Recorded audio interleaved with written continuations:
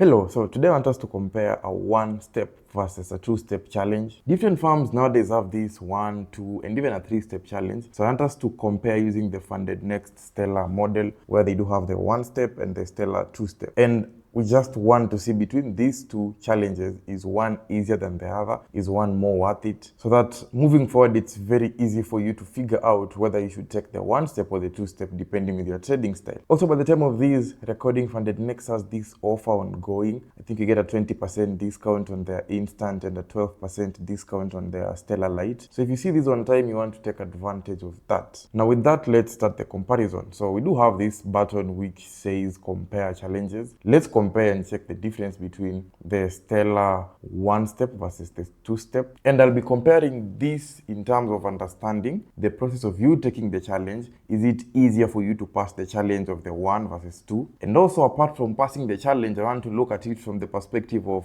you getting funded. Assuming you're already funded with the one-step and the two-step, will you be making the same potential amount of money? Or will one account be better off as a funded trader, meaning maybe you'll be able to generate more profits from one type of the account between the one-step and the two-step? So we're going to start with the challenge phase first. So because we want to now look at the ease of passing either of the challenges, I want us to focus on the factors that affect how quickly you can pass a challenge or how long it can take you to pass a challenge. And the first factor would be the profit target. The one step has a 10% target, and just like that, you've got funded.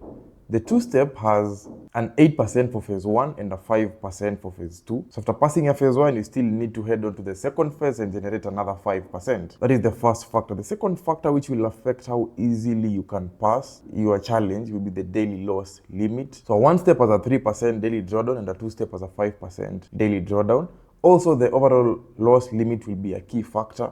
The one step, if you hit a 6% overall loss, your account is breached. On the two step, you do have a 10% allowance. And the final thing usually is the leverage. On the one step, you have a 1:30 leverage. On the two step, you have a 1:100. Now, in these cases, both a 1:30 and a 1:100 can trade very well. I don't think you'll have any issue with a 1:30 leverage. So at first glance, you would imagine having only one step to achieve 10% looks easier than having two steps where you need to achieve 8 and another 5 again. So if you achieve 10% here, you're done and you're funded. For this one, you actually need to achieve 8 plus 5, which is 13%. So we are trying to look at a comparison of a 10% target versus a 13% target. However, the catch is on the daily drawdown. You only have a 3% daily and a 5% daily for the two steps. So I've pulled off the calculators here and I just want us to do some simple math. For me, usually I do a risk reward of a 1:3, meaning if I risk 1%, I'm trying to gain 3% per trade.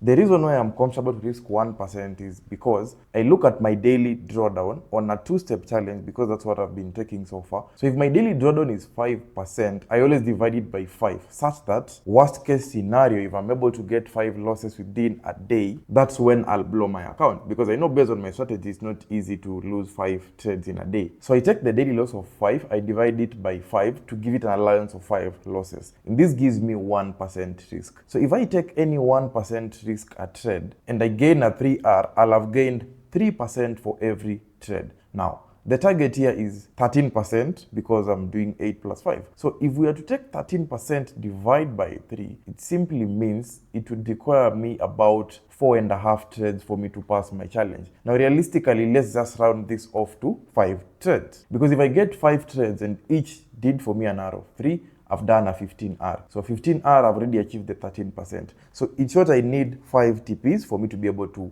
pass both phase 1 and phase 2. Of course, there'll be some losses, but I'm just trying to do the standard math for you to get an idea. So with 5 TPs, if I'm to break down, 3 TPs will have passed phase 1 because I'll have achieved 9% with 3 TPs, meaning the 8% is done. Then the next 2 TPs will have achieved at least 6%, and they should have passed phase 2. So long story short, we only need 5 trades for us to pass our account in phase 2. Now, if you go to the one-step challenge and try to do the same math, your daily loss here is only 3%. Let's face it, it's very normal for you to have a day where you can get even 2 entries in a day. Depending with your strategy, you might get 2 entries today and you actually lose, and then tomorrow you also get 2 entries and you lose. So you see, within a 24-hour period, you can actually take even 4 losses. It might not happen every day, but it's possible. That being said, if you want to give ourselves at least room for 5 losses, the 3% daily drawdown are divided by 5. It means for every trade I need to risk this time 0.6% for me to be able to have enough room in my account. Now let's do the same math. With a 0.6% risk per setup, assuming I get the same 5 TPs that I've got while I was doing the math here, each TP again does times 3. So 1 TP will make us 1.8%. So now let's calculate times 5 TPs. 5 TPs will have made me approximately 9%. I still haven't achieved the 10%. So I'll need an extra 6 TP, because each TP is making me 1.8, because I'm doing a risk to reward of 3. So it is 0.6 times 3. So by the last TP is when I'll have hit my target. Long story short, it's taken 6 trades for me to pass my 1-step challenge, and it took 5 trades for me to pass my 2-step challenge. Reason being, in my 2-step challenge, I was able to risk slightly more comfortably without facing the risk of blowing up my account because of the daily loss limit. But in my 2-step, I had to cut down my risk so that I can give my account more room. So it took me 5 trades to get funded on a 2-step, and it will take me 6 trades to get funded on a 1-step. Now, there are a couple of factors to also talk about. We do have this maximum loss limit of 6%. If you've watched my channel, I recently passed a 100k account in a different firm, and I mentioned in that account, I went into a 5% drawdown at some point, and I also went into a 6% drawdown at some point, but eventually I recovered and I got funded. Now you see, had my maximum loss been 6%, most likely I'd have blown that 100k account. I'd not have got funded. So that's one of the downside of the 1-step, that in case you get into a serious drawdown like of a 5% or a 6%, you've already blown your account. While in a 2-step, I was able to recover from a 6%, and now I'm funded on that 100k account. Now, I want us to remain with the same facts here. 5 trades to pass the 2-step, 6 trades to pass the 1-step. So already we've noticed that as much as this looks easier to achieve, it takes you way more effort than this one. Even if we were to assume you have slightly better risk to reward ratio, it will still take you maybe 5 trades. Let's eliminate 1 and let's remain with 5. So it will still take you the same effort for you to pass the 1-step, and the same effort you could have still used to pass a 2-step challenge. Now, how does all these affect you in the funded stage? So let's assume you've passed your challenge either way, regardless of the number of setups you used to pass. You are now funded. One of you has a 1-step and the other has a 2-step. Now, again, remember, when you are funded, the last thing you want is to blow up your funded account. So meaning you'll be very conservative with your risk. Let's assume we remain with the same risk. When I'm funded, for me, who's having the 2-step challenge, I can be able to risk comfortably 1% again, because my daily loss is 5%. Let's assume you're trading a $100,000 funded account, each one of us. My 1% would be $1,000, and 1 TP will make me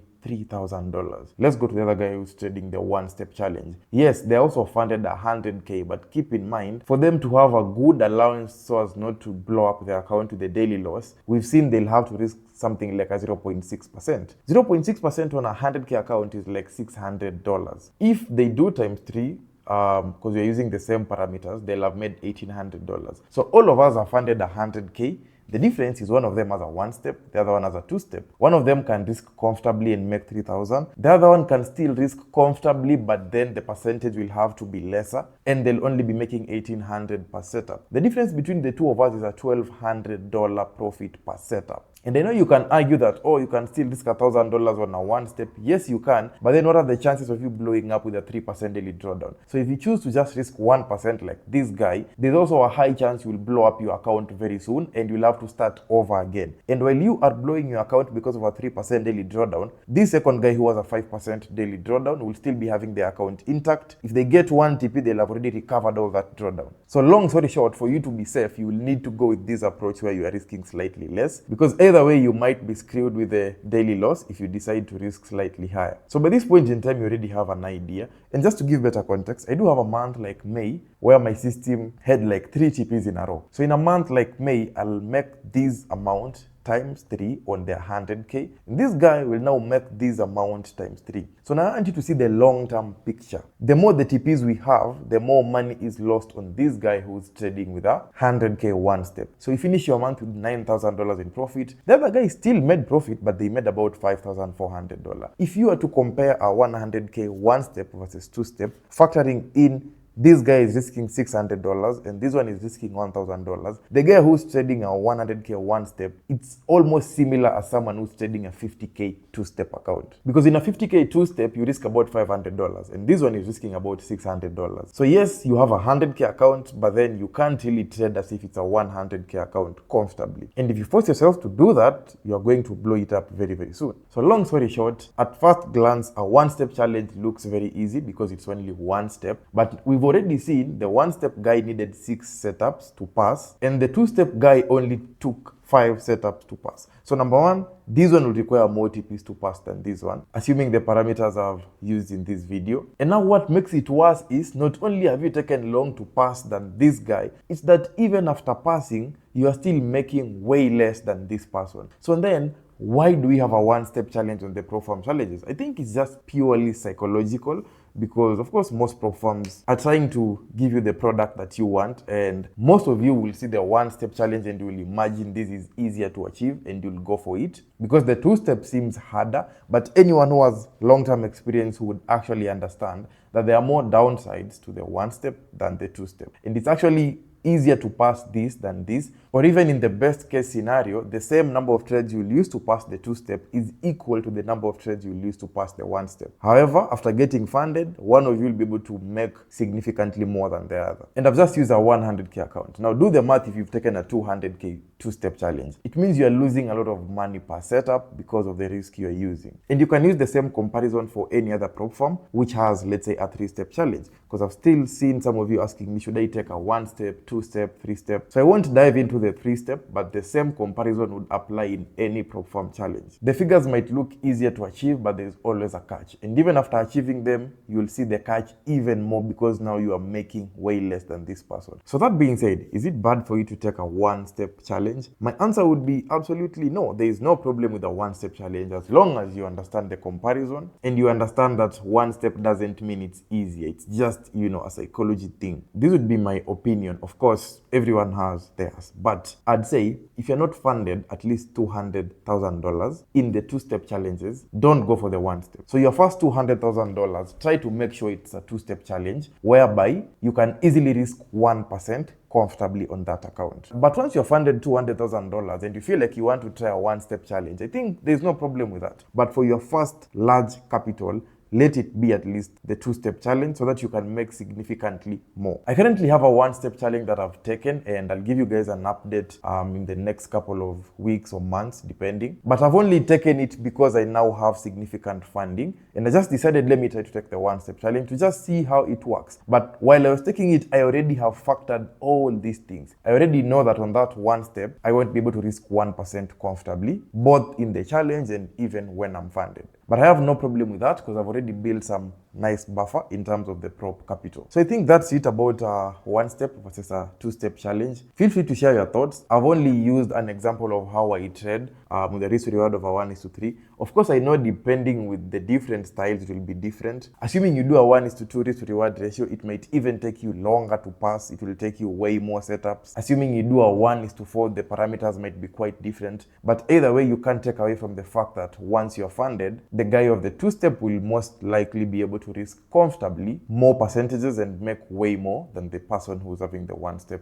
challenge. Feel free to share your thoughts and your opinions in the comment section. So that brings me to the end of this video. Remember to take advantage of the Funded Next offer. I do have their links in the video description. See you next time.